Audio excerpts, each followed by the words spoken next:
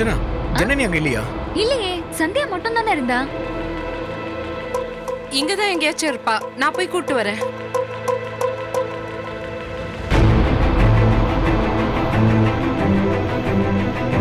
ஜனனி, என்னம்மா இங்க வந்து தனியா நின்னுட்டு இருக்க? கீழே நிச்சயதார்த்தம் தட்டு மாத்துறதுக்கு எல்லாரும் காத்துட்டு இருக்காங்க. வா கீழே போலாம். மாப்பிள்ளை தனியா பார்த்து உண்மையை சொல்லலாம்னு நினைச்சா கீழே போனா எல்லாரும் கும்பலா இருப்பாங்களே. என்ன பண்ணலாம்? சரி, முதல்ல கீழே போலாம், மத்தத அப்புறமா பாத்துக்கலாம். ஜனனி, என்னம்மா யோசிக்கிற? ஒண்ணும் இல்லக்கா. ஏன் முகம் டல்லா இருக்கு? சரி வா கீழே போலாம்.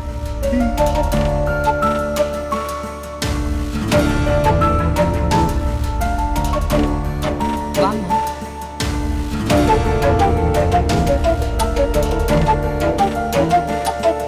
என்னங்க வந்துட்டாங்க. வா ஜனனி.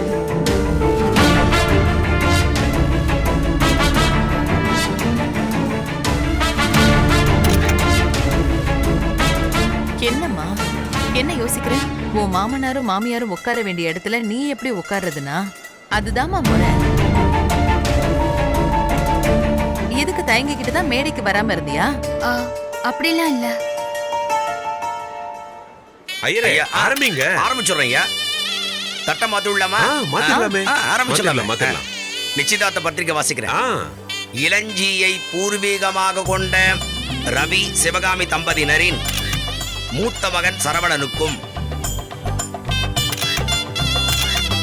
அம்பாசமுத்திரத்தை சேர்ந்த மறைந்த சிவகுமார் சரண்யா தம்பதியினரின் மகள் சந்தியாவிற்கும்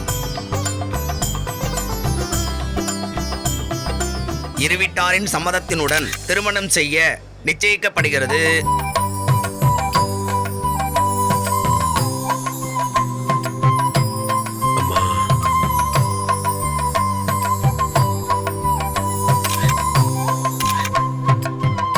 தட்ட மாத்துள்ளமா?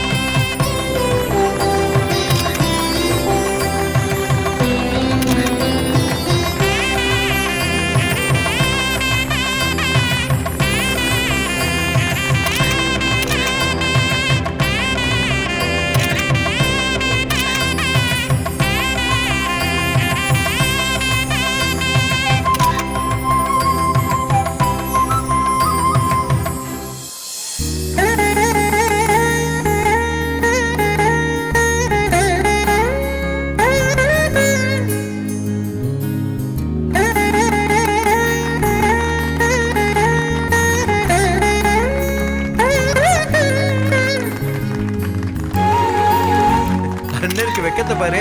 மாலை போட சந்தியா.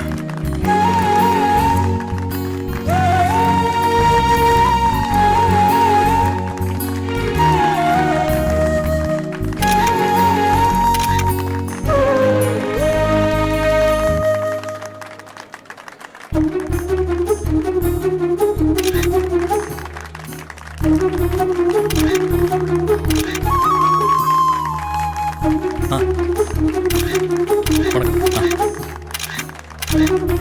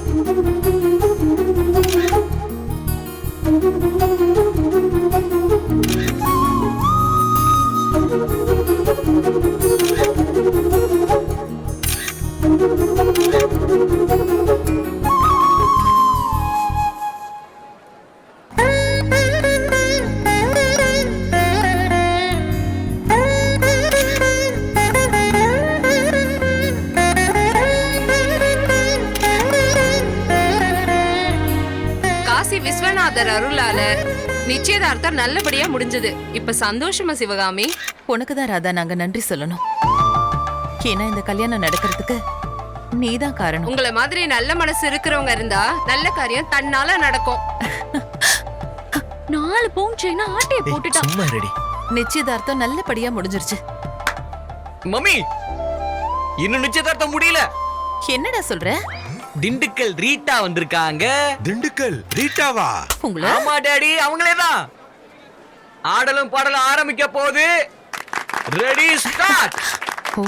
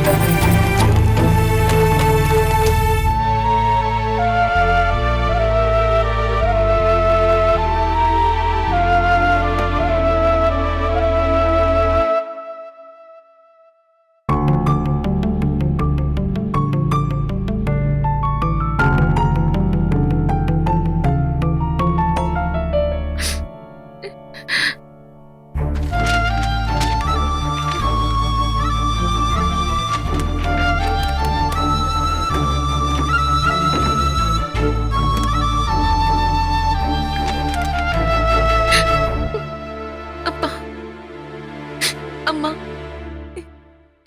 என்ன மன்னிச்சிடுங்க. நீங்க என்ன பெரிய IPS ஆபீசரா பார்க்கணும்னு ஆசைப்பட்டீங்க. அத மனசுல வச்சு நானும் நல்லா படிச்சேன். இந்த நிமிஷம் வரைக்கும் எனக்கு அந்த ஆசை மனசுல இருக்கு. ஆனா அத நிறைவேற்றவே முடியாத நிலைமையில நான் இருக்கேன். விடிஞ்சா எனக்கு கல்யாணம். நான் எவ்வளவு சொல்லியும் அண்ணன் கேட்க மாட்டேங்குது. அவனை பொறுத்த வரைக்கும் அவன் அமெரிக்கா போகணும். என்ன கல்யாணம் பண்ணி வச்சுட்டு போயிட்டான். அவன் கடமை முடிஞ்சதுன்னு நினைச்சு இது பண்றான். என் ஆசை லட்சியத்தை பத்தி அவனுக்கு எந்த கவலையும் இல்லை. இப்ப நான் கல்யாணம் பண்ணிக்க போற மாப்பிள்ள யாரு, அவரு என்ன படிச்சிருக்காரு, எதை பத்தியுமே எனக்கு தெரியாது. தெரிஞ்சுக்கவும் எனக்கு விருப்பம் இல்ல. வாழ்க்கை சூன்யமா மாற போகுதுங்கிற நிஜம் என் கண்ணு முன்னால தெரியும் போது அதெல்லாம் கேட்டு தெரிஞ்சு நான் என்ன பண்ண போறேன்? என்னைக்காச்சும் ஒரு நாள் சந்தியா ஐபிஎஸ்னு என் பேர் மாறும்னு நினைச்சேன். இப்போ சந்தியா குடும்ப தலைவின்னு மாறப்போகுது. என் தலையில இதுதான் எழுதிருக்குன்னா அதை யாரால மாத்த முடியும்? அப்பா, அம்மா, என்ன மன்னிச்சிடுங்க.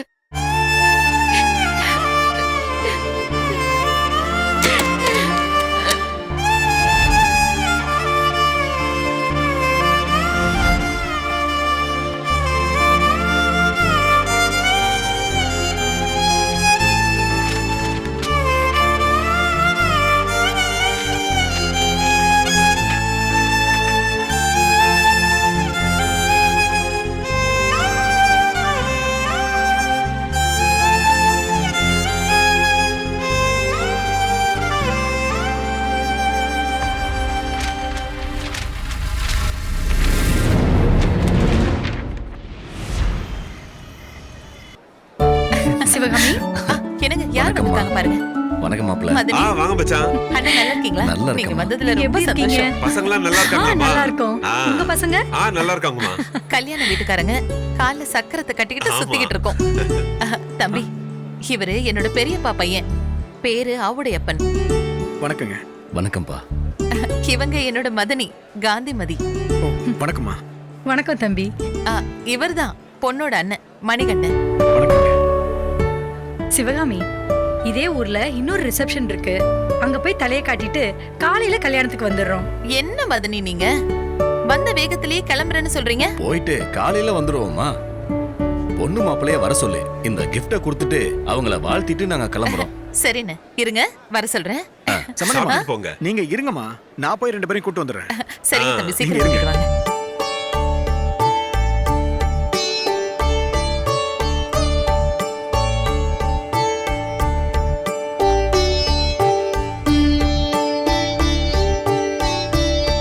வாங்க வாங்க, மேடைக்கு வாங்க.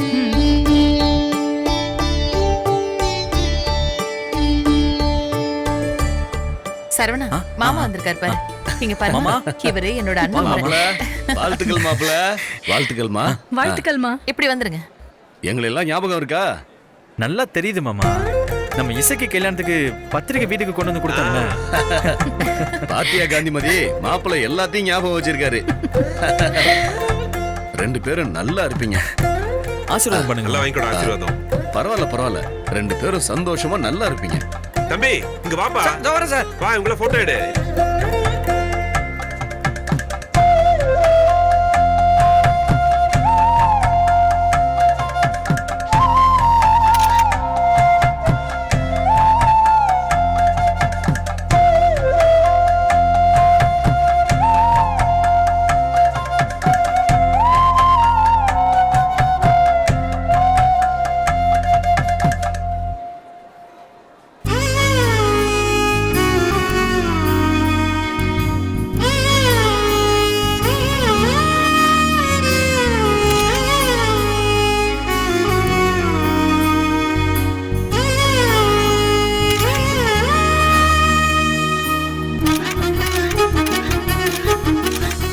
ராஜா ராணி சீசன் 2 ஒரு சிறிய இடைவேளைக்கு பின் தொடரும்.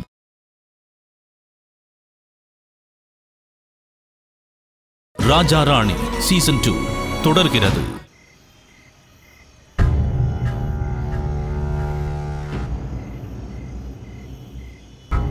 இது ஒரு காரா, இவர்கிட்ட எல்லா உண்மையும் சொல்லிட வேண்டியதான். வேற வழி இல்ல.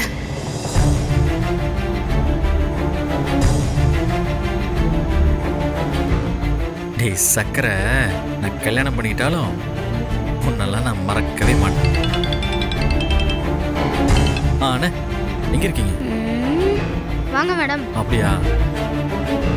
சந்தியா படிச்சவ, அவளுக்கு இப்படி ஒரு கனவு இருக்குன்னு உண்மையை சொன்னா இவரை புரிஞ்சுக்குவாரா? இல்ல கல்யாணத்தை நிறுத்த நான் ஏதோ சதி பண்றதா நினைச்சிட்டு வரா? நினைச்சாலும் பரவாயில்ல, எல்லாத்தையும் சொல்லிட வேண்டியதான்.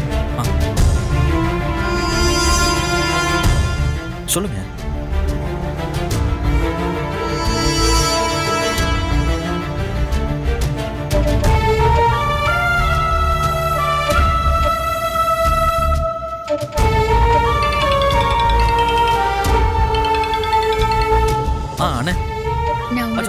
முக்கியமான விஷயத்த சொல்லணும். அதோ கீழே வரேன். நான் இப்ப சொல்றத கொஞ்சம் கவனமா கேளுங்க. நீங்க படிக்காதவர், ஸ்வீட் கடை வச்சிருக்கீங்கன்னு இப்பதான் கேள்விப்பட்டேன். சொந்த தொழில் செஞ்சு குடும்பத்தை காப்பாத்துறது ரொம்ப பெரிய விஷயம். அதை நான் மதிக்கிறேன். ஆனா நீங்க கல்யாணம் பண்ணிக்க போற சந்தியா என்ன படிச்சிருக்கான்னு உங்களுக்கு தெரியுமா? அவ M.Com படிச்சிருக்கா. அடுத்து IPS அதிகாரி ஆகணும்னு குறிக்கோளோட இருக்கா. இந்த உண்மையை உங்ககிட்ட இருந்து மறைச்சிட்டாங்க. யாரோ ஒருத்தர் மறைக்கல. என்னோட புருஷன் தான். அவருக்கு அமெரிக்கா போகணும். அதுக்கு முன்னாடி தங்கச்சி கல்யாணத்தை முடிக்கணுங்கிற அவசரத்துல அவ படிக்காதவன்னு பொய் சொல்லிட்டாரு. அது மட்டும் இல்ல, நீங்க படிக்காதவருங்கிற உண்மையையும் சந்தியா கிட்ட சொல்லல. இந்த உண்மையெல்லாம் எனக்கு இப்பதான் தெரிய வந்துச்சு. அதனாலதான் அவசரமா உங்ககிட்ட வந்து இதை சொல்றேன். உங்க அம்மா படிக்காத ஒரு பொண்ணுதான் தனக்கு மருமகளா வரணும். அப்பதான் படிக்காத தன் மகனை நல்லபடியா பாத்துப்பான்னு நினைக்கிறாங்க. அதெல்லாம் சரிதாங்க. அவங்க நினைக்கிறதுல ஒரு தப்பும் இல்ல. ஆனா பின்னாடி ஒரு நாள் சந்தியா படிச்சவனு தெரிய வரும்போது உங்க அம்மா எப்படி இதை ஏத்துப்பாங்கன்னு எனக்கு தெரியல. இந்த உலகத்துல படிப்பு மட்டும்தான் முக்கியம்னு கிடையாது. படிக்காதவங்க எவ்வளவு பேர் சாதிச்சிருக்காங்க. நல்ல மனசோட நல்லபடியா இருக்காங்க. ஆனா இந்த உண்மையெல்லாம் வெளிப்படையா சொல்லி அதை ஒத்துக்கிட்டு கல்யாணம் பண்ணா அதுல எந்த பிரச்சனையும் இல்ல. ஆனா இப்படி போய் சொல்லி மறைச்சு கல்யாணம் பண்ணிட்டா நாளைக்கு உங்க 2 பேருக்குள்ள பிரச்சனை வந்துடக்கூடாதுல்ல. அது மட்டும் இல்ல சரவணன், உண்மையை சொல்றதா இருந்தா சந்தியாக்கு இப்போதைக்கு இந்த கல்யாணத்துல இஷ்டமே இல்ல. அவளுக்கு IPS ஆகணுங்கிறது தான் லட்சியம். வேற வழி இல்லாம தான் இந்த கல்யாணத்துக்கே ஒத்துக்கிட்டா.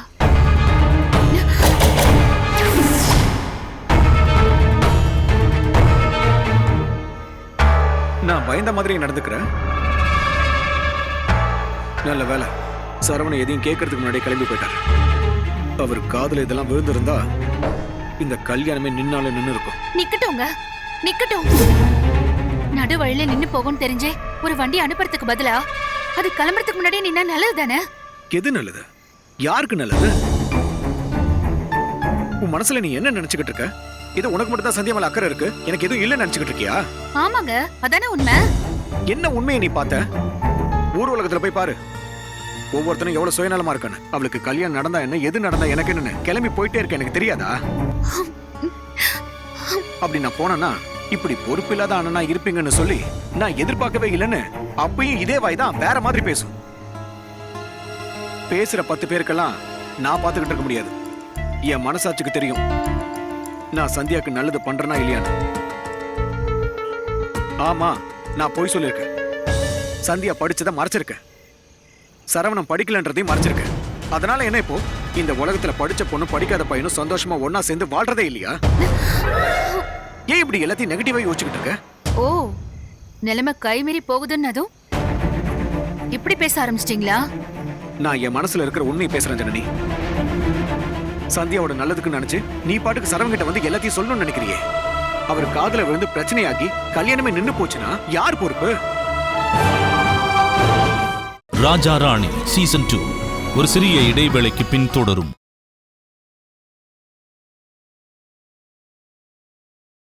ராஜா ராணி சீசன் 2 தொடர்கிறது. எதை செஞ்சாவது கல்யாணத்தை நடத்தி முடிக்க வேண்டிய இடத்துல இருக்கிற நீ இப்படி ஒரு காரியத்தை செய்யலாமா? இந்த கல்யாணம் நின்னு போச்சுன்னா சந்தியாக்கு இன்னொரு மாப்பிள்ளை கிடைக்கிறது எவ்வளவு கஷ்டம்னு உனக்கு தெரியுமா? அது மட்டும் இல்ல, மாப்பிள்ளை சரவணனுக்கு ஏற்கனவே ஒரு கல்யாண மண்டபத்து வரைக்கும் வந்து கடைசி நேரத்துல நின்னு போயிருக்கு. இங்க பாரு ஜனனி, நீ பண்ற காரியத்தினால அவரோட 2வது கல்யாணம் நின்னு போச்சுன்னா சரவண தூக்குல தான் தொங்குவாரு. அதுக்கு நீ தான் காரணமா இருப்ப. நான் ரொம்ப பேசுறேன்னு நினைக்காத. பிராக்டிகலா இதுதான் நடக்கும். நீ ஒரு கற்பனை உலகத்துல வாழ்ற, உனக்கு ரியாலிட்டி புரியல. ஒரு கல்யாணம் சின்ன சின்ன பொய்கள் சொல்லதான் செய்வாங்க. அதெல்லாம் கடந்து அவங்க எப்படி வாழ்றாங்கன்றது தான் ரொம்ப முக்கியம். இது எல்லாத்தையும் தாண்டி நான் போய் எல்லா உண்மையும் சொல்லிதான் தீர்வுன்னு அடம் பிடிச்சனா போய் சொல்லு, தாராளமா போய் சொல்லிக்கோ. சரவணன் மட்டும் இல்ல, மண்டபத்துல இருக்கிற எல்லாரையும் கூப்பிட்டு வச்சு நல்லா சத்தமா சொல்லு. ஆனா அதுக்கப்புறம் என்ன மறந்துரு.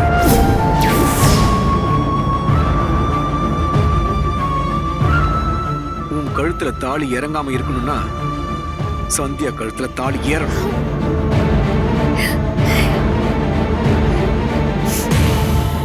எந்த சிக்கலும் இல்லாம இந்த கல்யாணம் நடக்கணும். இதை நீ மிரட்டல்னு எடுத்தாலும் எடுத்துக்கோ, அறிவுரைன்னு எடுத்தாலும் எடுத்துக்கோ, எனக்கு ஒரு கவலையும் இல்லை. இதுக்கு மேல இந்த விஷயமா நான் உங்ககிட்ட கெஞ்சிக்கிட்டு இருக்க போறதில்ல. நல்ல முடிவா எடு. போய் சந்தியாவை ரெடி பண்ற வேலையை பாரு.